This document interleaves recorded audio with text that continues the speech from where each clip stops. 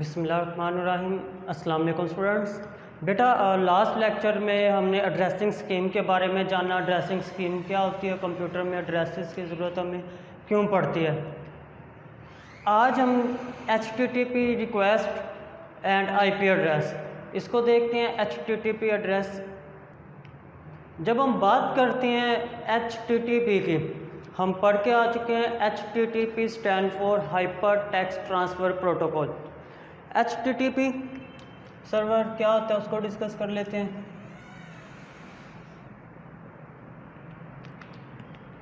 जब कभी भी हम सर्च करते हैं, when we search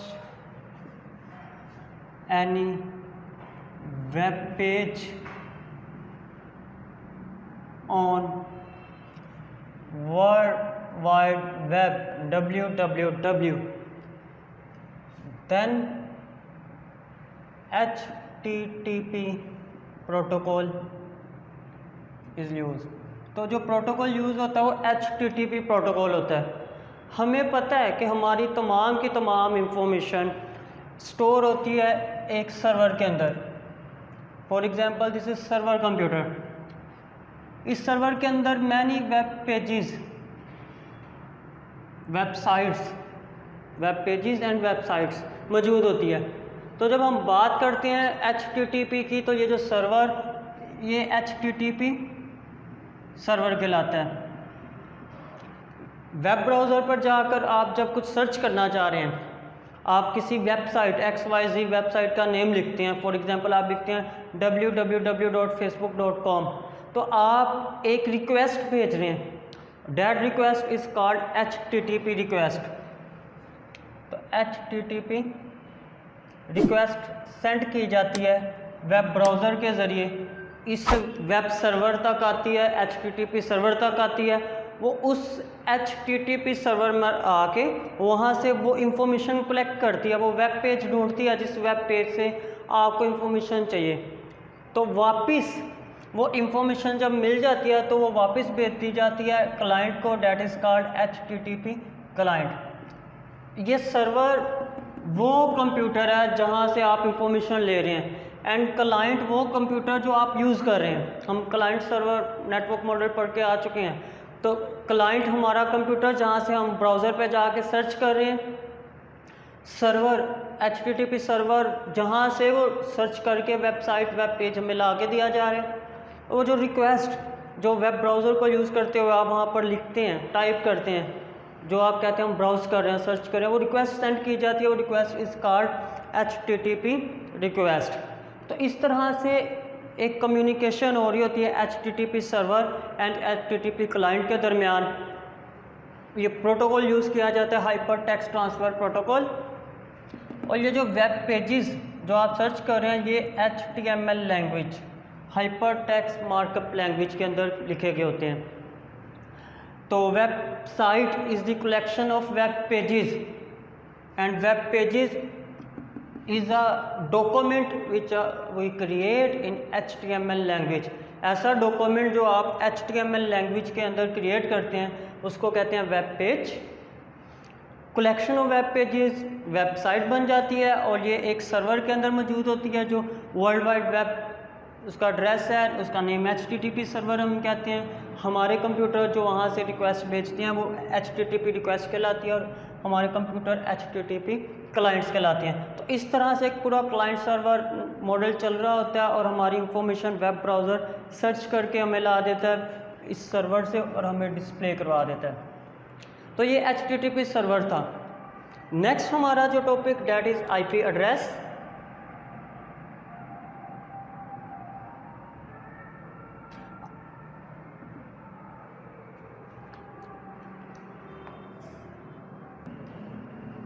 IP address क्या होता है? IP address, IP stand for internet protocol.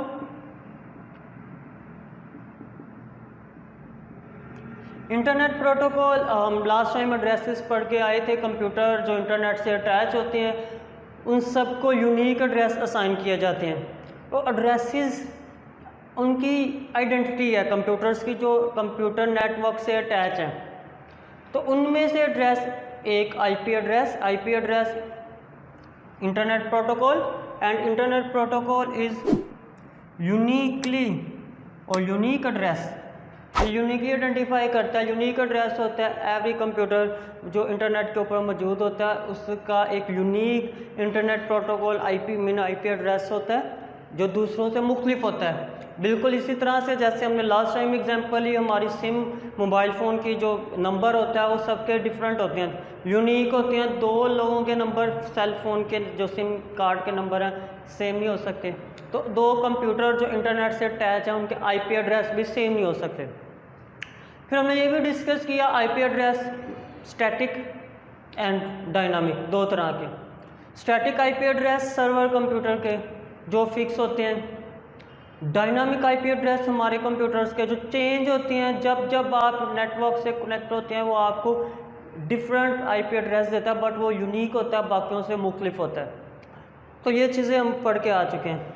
अब हम आईपी एड्रेस, आपको ये भी पता है कि यूनिकली आइडेंटिफाई कर रहा है, बट आईपी एड्रेस को भी हम दो कैटेगरीज में डिवाइड कर देते हैं। एक जो इनिशियली डिज़ाइन किया गया था that is IPv4 and now IPv6।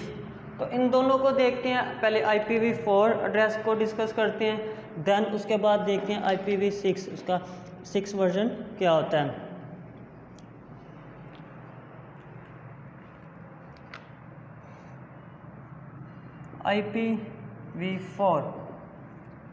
IPv4 mean internet protocol version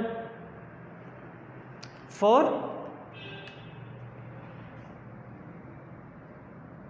internet protocol version 4।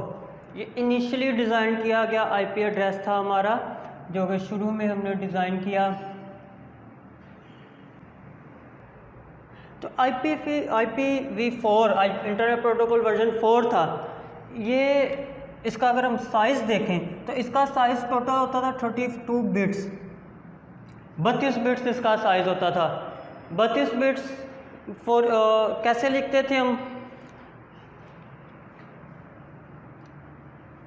For example 192.0.1.251.201 1 2 3 4 one IP address जो IPv4 वर्जन था ये कंसिस्ट करता था हमारे 4 पार्ट्स पे, और हम एक पार्ट को कहते थे ऑक्टेट, तो मीन इसके 4 ऑक्टेट होते थे, और हर ऑक्टेट को हम सेपरेट करते थे डॉट के सिंबल से, या डॉट से सेपरेट किया हुआ है। 1 ऑक्टेट का साइज़ होता था, ऑक्टेट साइज़ 8 बिट्स, 8 बिट्स। तो ये 8 बिट्स, तो हमारे पास टोटल आ गई 32, 8 एंड 8 16, 24 एंड 32। तो हमारे पास टोटल 32 बिट्स होती थी। तो IPv4 32 बिट्स का होता था जिसका साइज़ 32 बिट्स है, एंड 4 ऑक्टेट पे कंसिस्ट कर रहा होता था। वो जो 4 ऑक्टेट्स हैं हर ऑक्टेट को डॉट से सेपरेट कर देते थे, हर ऑक्टेट का साइज़ 8 बिट्स हुआ करता था। तो ये और ये जो हमारी 1 ऑक्टेट है इसकी वैल्यू की रेंज 0 से 255 होनी चाहिए थी। 255 से ज़्यादा नहीं, 0 से कम नहीं वैल्यू हो सकती। तो इस रेंज के दरमियान हमारे आईपी एड्रेस IPv4 का साइज़ होता था। तो ये IPv4 एड्रेस था। बट एक चीज़ हम पढ़ के आ चुके हैं कि हमारे जो आईपी एड्रेस होते हैं ये यूनिक होते हैं। यूनिक मीन डिफरेंट होते हैं, दो कंप्यूटर्स का सेम आईपी एड्रेस नहीं हो सकता। तो यही वजह है कि जब आप इस तरह से आईपी एड्रेस देते थे तो IPv4 से जब आप आईपी एड्रेस असाइन करते थे सबको यूनिक, तो हमारे पास यूज़र नंबर ऑफ़ कंप्यूटर जो नेटवर्क से कनेक्ट है वो ज़्यादा है, आईपी एड्रेसेस ख़त्म हो जाते थे। हम सबको यूनिक कैसे असाइन करें?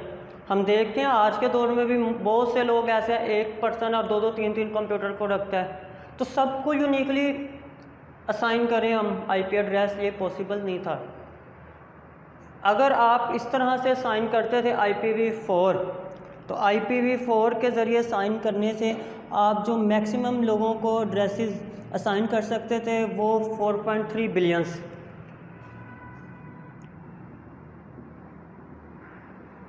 को यूनिक एड्रेस असाइन किया जा सकता था, एक यूनिक आईपी एड्रेस असाइन किया जा सकता था, जो कि हमारे जो नंबर ऑफ़ यूज़र नेटवर्क से कनेक्ट हैं उनकी निस्बत बहुत कम है। तो हम इस वजह से हमने क्या किया, एक न्यू आईपी एड्रेस का वर्जन इंट्रोड्यूस कराया, that is called IPv6।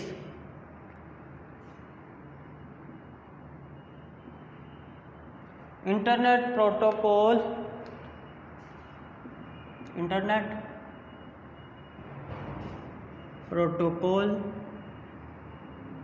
Version 6।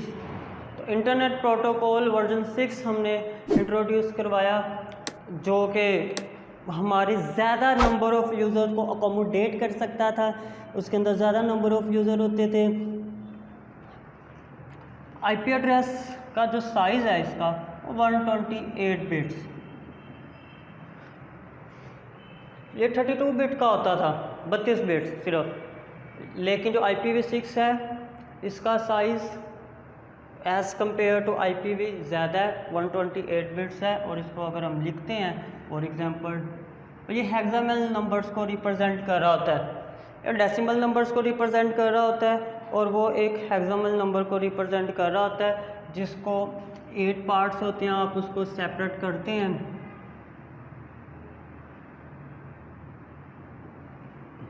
Colon से 1 2 3 4